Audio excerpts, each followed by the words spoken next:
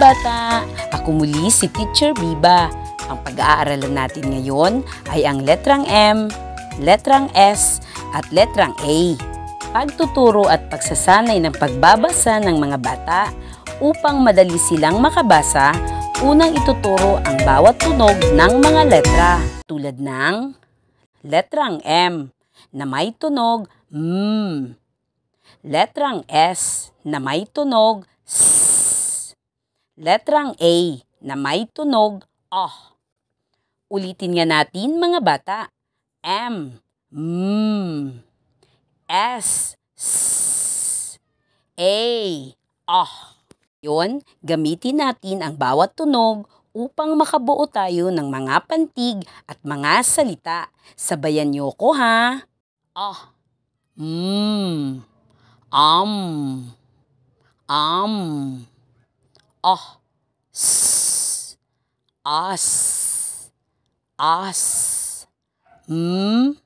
O, ma, ma, s, O, sa, sa, O, sa, asa, asa, O, ma, ama, ama, ma, ma, mama, mama, ma, sa, masa, masa, sa, ma, sama, sama, ma, sa, ma, ma, sa, ma, masama, sa, ma,